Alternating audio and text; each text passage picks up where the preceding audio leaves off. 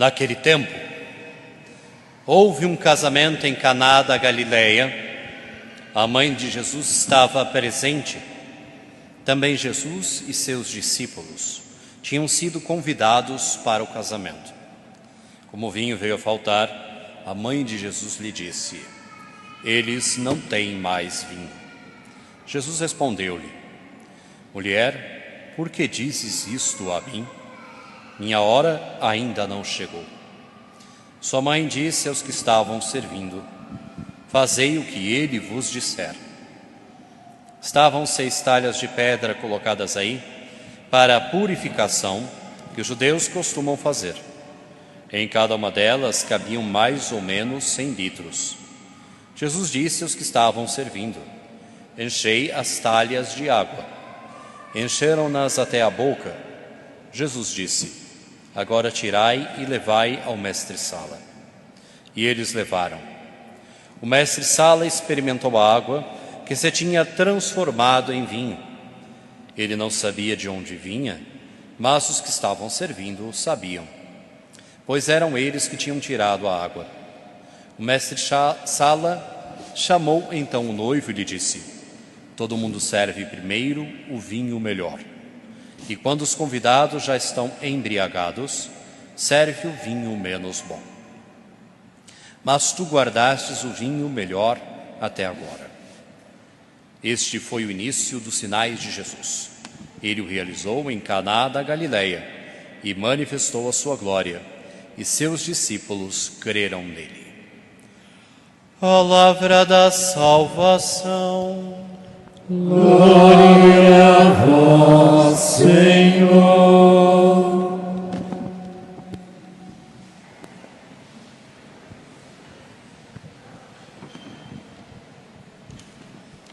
Caros irmãos e irmãs, estamos celebrando então as vésperas do dia de Nossa Senhora Aparecida, celebrando sua liturgia, portanto, e também concluindo então a novena à Nossa Mãe Aparecida.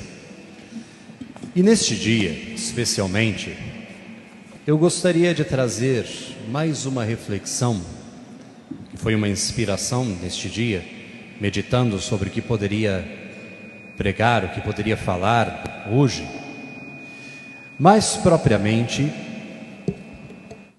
sobre um pouco dessa história relativa a Nossa Senhora Aparecida.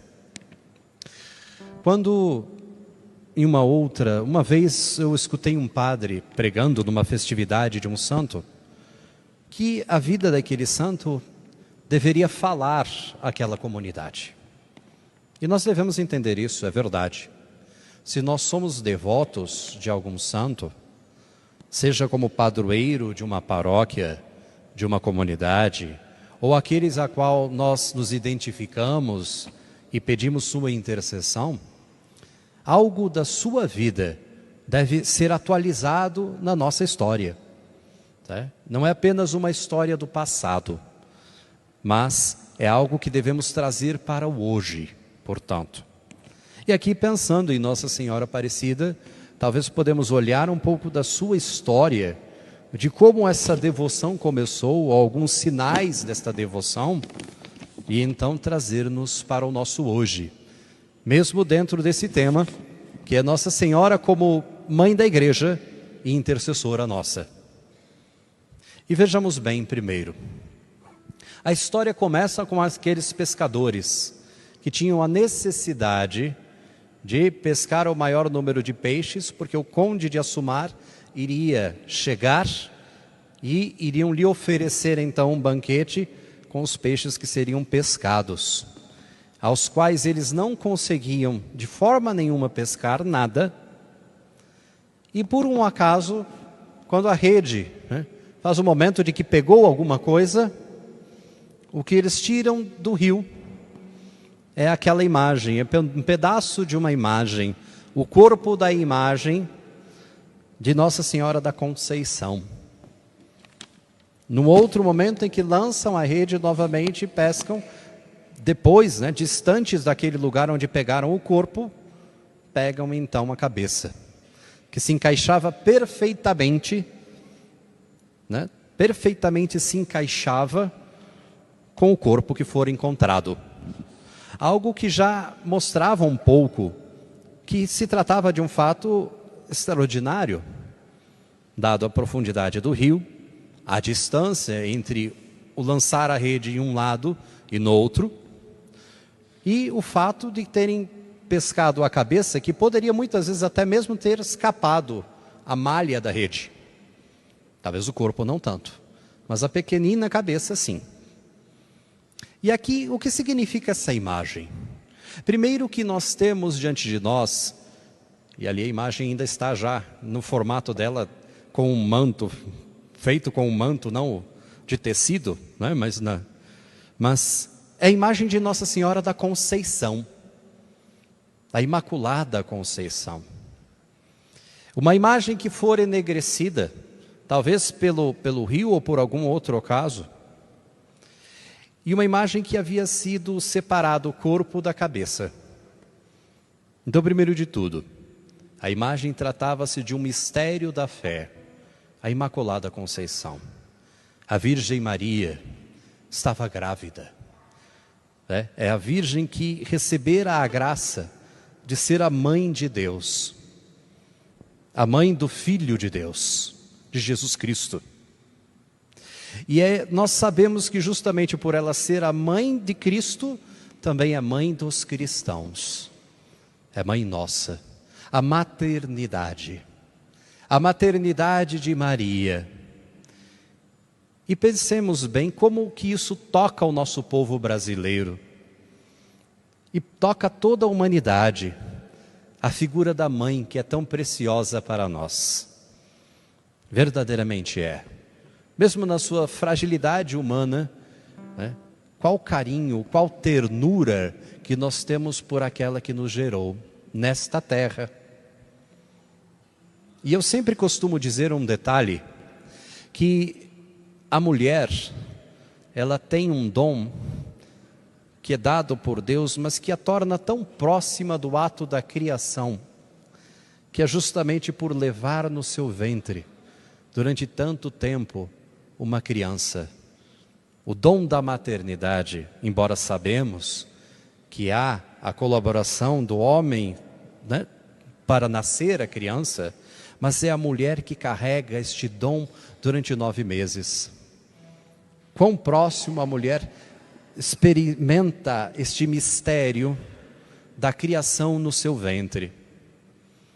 E um mistério que deve nos falar hoje, nos tempos atuais, no mundo atual, onde que parece que não se valoriza esse dom, a maternidade.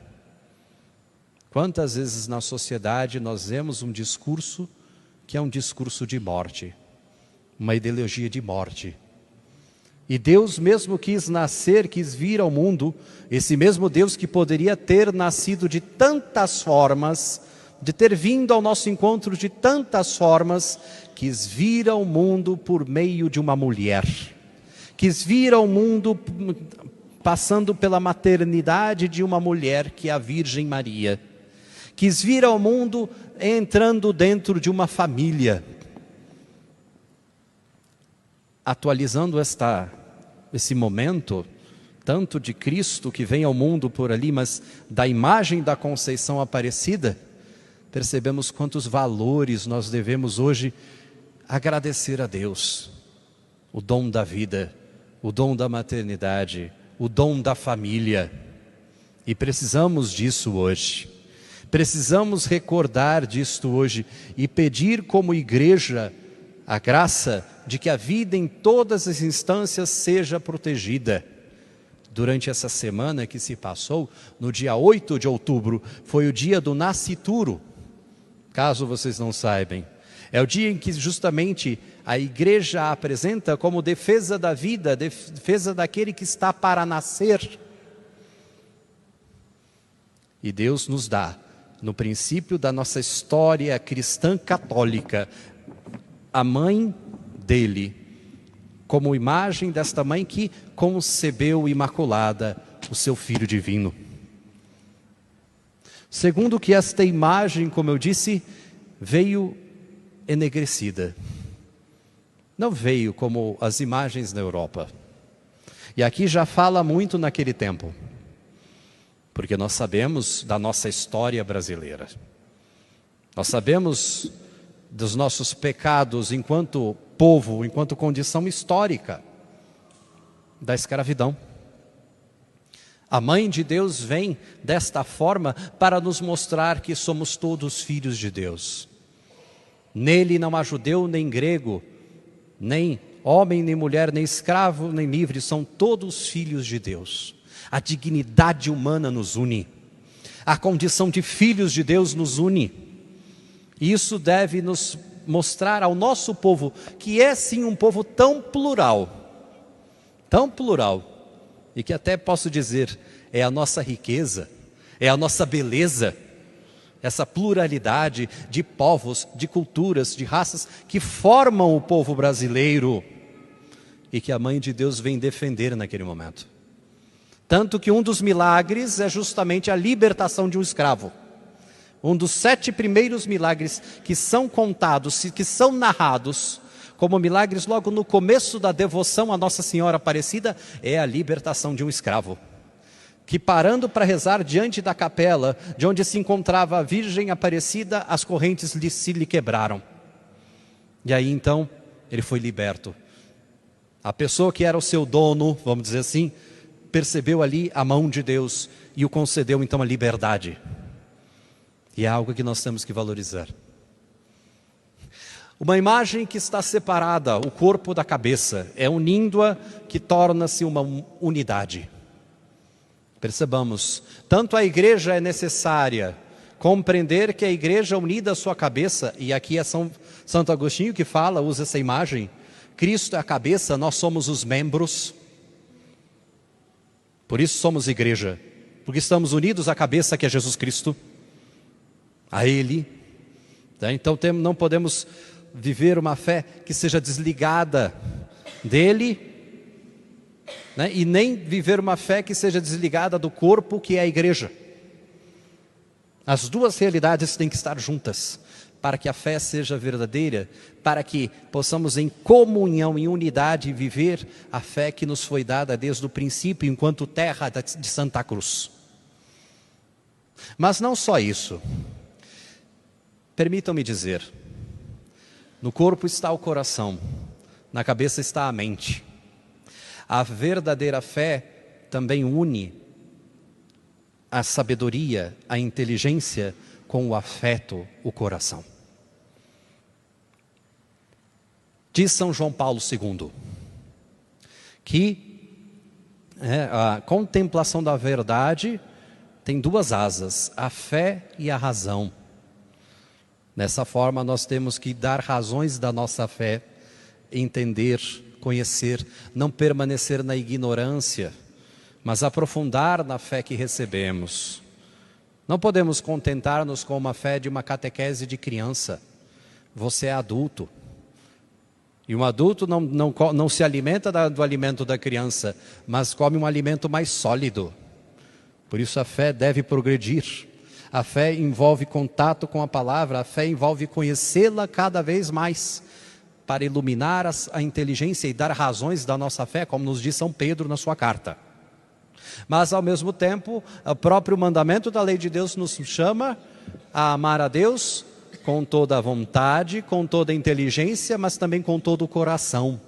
E é algo que isso já fazemos, porque nós somos um povo muito coração. Nós somos um povo muito caloroso.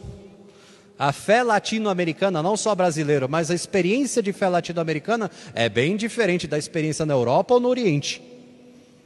Isso nós sabemos, nós somos um povo de afeto, de abraço, de calor, não é? Vivemos isso, de devoção, em que emocionamos, em que choramos, né?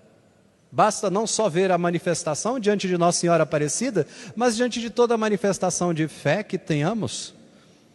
Eu me recordo um dia lá no Pará, no dia de uma outra devoção mariana, Nossa Senhora de Nazaré, Como que eu vi um guarda da santa, ou seja, um daqueles que protegem a santa, 2 metros de altura, o homem chorando, feito uma criança diante da imagem.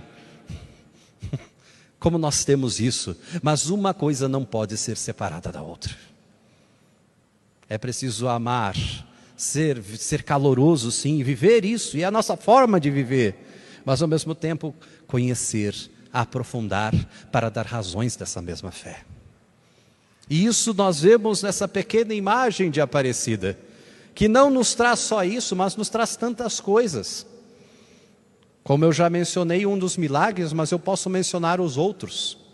Porque o milagre imediato ao descobrimento da imagem de Aparecida é o milagre da pesca, que nos lembra o milagre bíblico. Eles que não estavam conseguindo pescar nada, ao lançarem as redes, pescaram então, uma multidão de peixes para a barca. Mas vejam bem, o que significa isso? Primeiro, a providência divina. Deus é providente.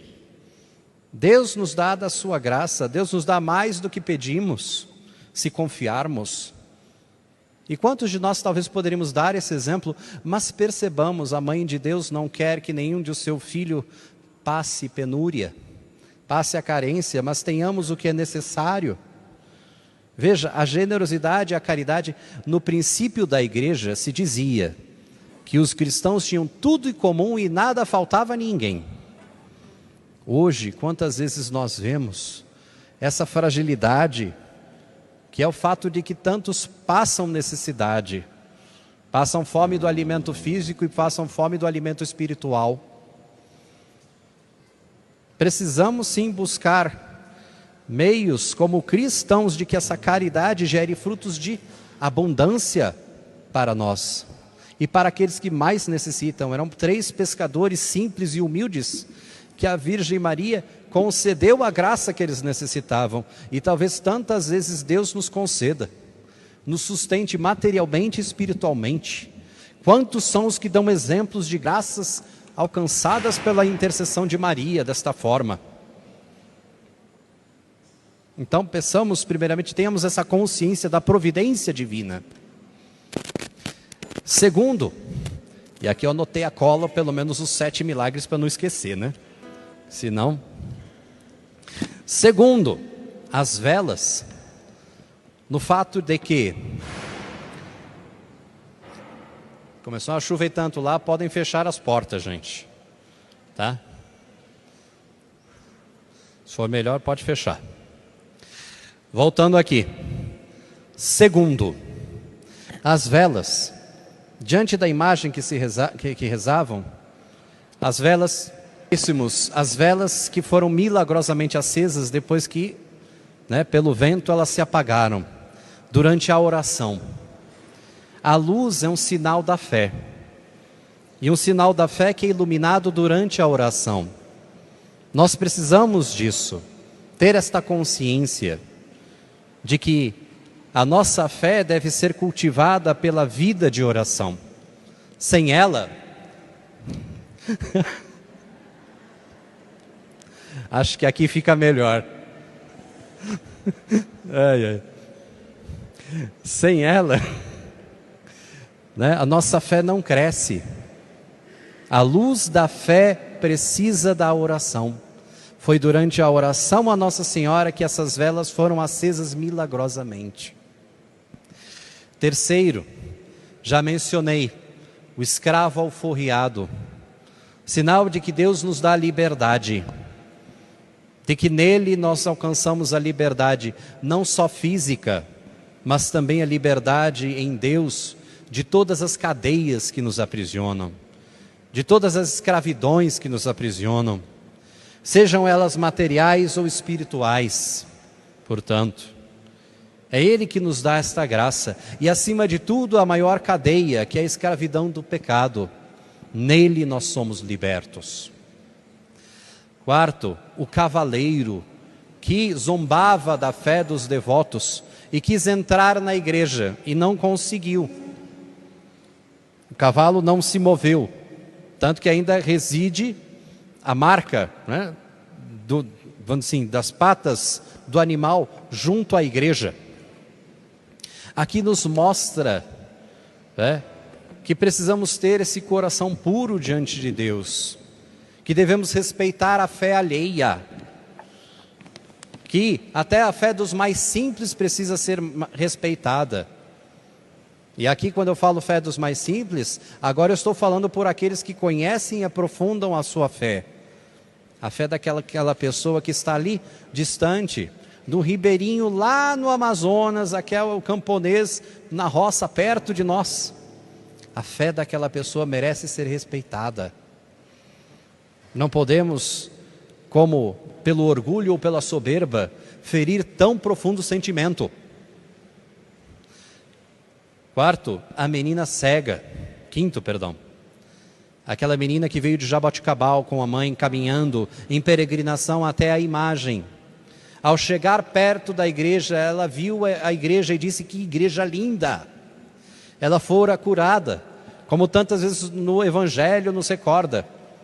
Jesus o fez, tanto no Evangelho, curou os cegos e tantos outros. Mas veja bem, isso também simboliza que a fé nos dá uma nova visão. Precisamos saber ver segundo Deus. A bem-aventurada Virgem Maria, diante do mistério que aconteceu com ela, diante da encarnação do Verbo, ela meditava no coração aquelas coisas, ou seja, ela colocava aquilo que ela vivia, a sua história, aquilo que Deus fez nela, ela tentava ver segundo Deus. Será que nós temos a capacidade de retirar a cegueira, muitas vezes da nossa mentalidade mundana, para poder ver a nossa história segundo Ele? Ver a Deus, o que Ele faz conosco, ver as maravilhas dEle na nossa vida e sermos gratos. E ver a própria igreja, já que aquela menina viu a igreja, que igreja linda. Ver a própria realidade de igreja, não com os olhos humanos, só por conta da fragilidade dos seus membros, porque sim, somos frágeis. Somos, enquanto peregrinamos nessa terra, sim, uma igreja constituída de santos e pecadores. Mas perceber que a igreja enquanto instituição divina, enquanto mantida pela graça do Espírito Santo, a igreja embelezada pela graça de Deus, pela força de Deus, que é maior que a fragilidade nossa, que é maior que os nossos pecados, que a nossa miséria. O menino que foi salvo de se afogar, isso porque ele havia caído no rio Paraíba, e o pai rezou pedindo que ele se salvasse, e o menino não sabia nadar, e o rio, que estava bastante revolto, naquele instante automaticamente se acalmou. Lembra-nos uma outra passagem do Evangelho, é Jesus quem acalma a tempestade. Qual a tempestade na tua vida? Qual a situação que você acha que você vai se afogar? Qual aquela circunstância que para você se torna difícil, que hoje é pesarosa? Saiba, Deus é aquele que pode acalmar a tempestade. Confie nele, espere o tempo dele, não se desespere, não perca a fé. Não faça como Pedro, que vendo as ondas se afogou.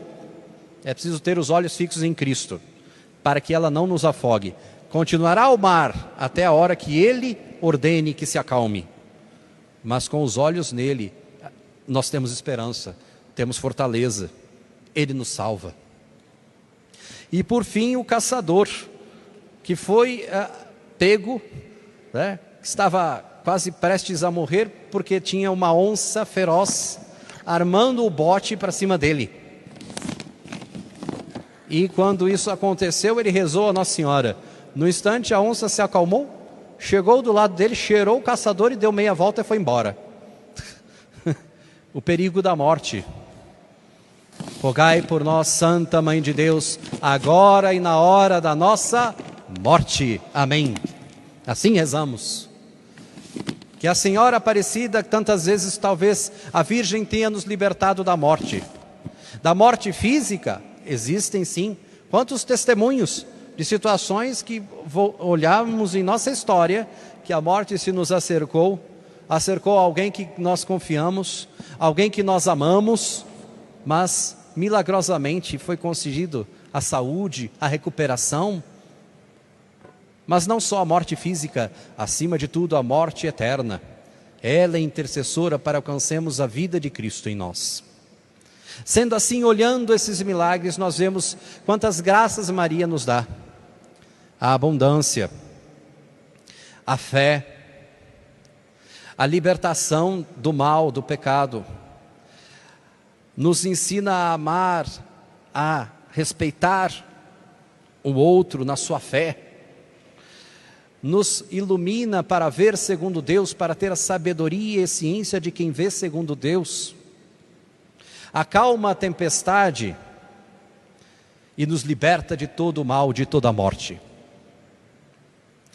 Que ela seja essa intercessora, portanto, se é mãe da igreja, como nós cremos, porque verdadeiramente é, porque foi mãe de Cristo, e Cristo a entregou como mãe de todos os seus discípulos, ela é também intercessora, para que alcancemos tantas graças por sua intercessão, por seus rogos, por suas súplicas, mas acima de tudo, para que louvemos a Deus, para que louvemos Cristo, seu Filho, que é dele que nos vem todo bem e toda a graça.